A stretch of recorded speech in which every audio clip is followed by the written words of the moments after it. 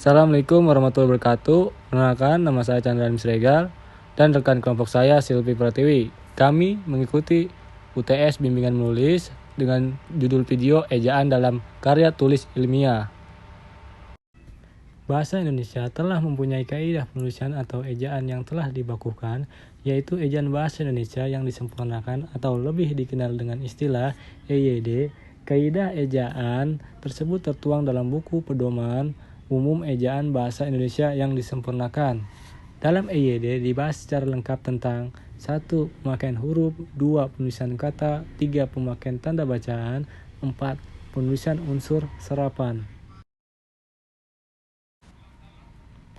Ada beberapa kesalahan penulisan ejaan yang sering dilakukan oleh penulis karya ilmiah, diantaranya penulisan huruf kapital, penulisan kata dan partikel, pemakaian tanda baca atau titik-titik dua dan koma.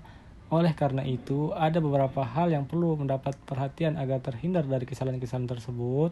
1. Pemakaian huruf kapital. A. Huruf kapital tidak dipakai sebagai huruf pertama nama gelar, kehormatan, keturunan, dan keagamaan yang tidak diikuti oleh nama orang. Contoh, dia baru saja diangkat menjadi camat pada tahun ini, dia pergi naik haji. Yang B. Huruf kapital tidak dipakai sebagai huruf pertama nama jabatan dan pangkat yang tidak merujuk kepada nama orang, nama instansi, atau nama tempat tertentu. Yang C. Huruf kapital tidak dipakai sebagai huruf pertama nama orang yang digunakan sebagai nama jenis atau satuan ukuran. Yang D. Huruf kapital tidak dipakai sebagai huruf pertama nama daerah geografi yang digunakan sebagai nama penjelas jenis. E. Huruf kapital tidak dipakai sebagai huruf pertama kata yang bukan nama resmi, negara, lembaga resmi, negara ketatanegaraan, badan, dan nama dokumen resmi. Yang F. Huruf kapital dipakai sebagai huruf pertama semua kata, termasuk semua unsur kata ulang sempurna di dalam judul buku, majalah, surat kabar, dan makalah, kecuali kata tugas seperti di, ke, dari, dan, yang, pada, untuk, bagi, dan yang untuk tidak terletak pada posisi awalnya. Beberapa hal yang diatur dalam ejaan yang disempurnakan yaitu 1.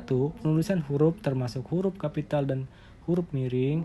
2. Penulisan kata. 3. Penulisan tanda baca. 4. Penulisan singkatan dan akronim. 5. Penulisan angka dan lambang bilangan. 6. Penulisan unsur serapan. 2. Penulisan kata. A. Jika bentuk dasar yang berupa gabungan kata mendapat awalan dan akhiran sekaligus, unsur gabungan kata itu ditulis serangkai. Contohnya, dilipat gandakan, digarisbawahi, menyebarluaskan, hancur leburan, pertanggungjawaban. Yang B. Jika salah satu unsur gabungan kata hanya dipakai dalam kombinasi, gabungan kata itu ditulis serangkai. C. Jika bentuk terikat diikuti oleh kata yang huruf awalnya huruf kapital, tanda hubung digunakan di antara kedua unsur itu. Yang D. Jika kata maha sebagai unsur gabungan merujuk kepada Tuhan yang diikuti oleh kata berimbuhan, gabungan itu ditulis terpisah dan unsur-unsurnya dimulai dengan huruf kapital.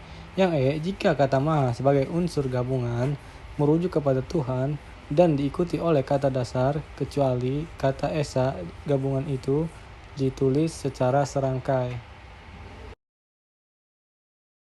Penulisan angka bilangan. 1. Bilangan dalam teks yang dapat dinyatakan dengan satu atau dua kata ditulis dengan huruf, kecuali jika bilangan itu dipakai secara berurutan seperti dalam perincian atau paparan. 2. Bilangan pada awal kalimat ditulis dengan huruf. Jika lebih dari dua kata susunan kalimat diubah agar bilangan yang tidak dapat ditulis dengan huruf itu tidak ada pada awal kalimat. 3. Angka yang menunjukkan bilangan utuh besar dapat dieja sebagian upaya lebih mudah untuk dibaca. 3. Pemakaian tanda baca. A. Tanda titik dipakai untuk memisahkan angka jam, menit, dan detik yang menunjukkan waktu. B. Tanda titik dipakai dalam daftar pustaka di antara nama penulis judul, tulisan yang tidak berakhir dengan tanda tanya atau tanda seru dan tempat terbit. C. Tanda titik dipakai untuk memisahkan bilangan ribuan atau kelipatannya yang menunjukkan jumlah. D. Tanda koma dipakai di belakang kata atau ungkapan penghubung antar kalimat yang terdapat pada awal kalimat, seperti oleh karena itu, jadi, dengan demikian, sehubungan dengan itu, dan meskipun begitu.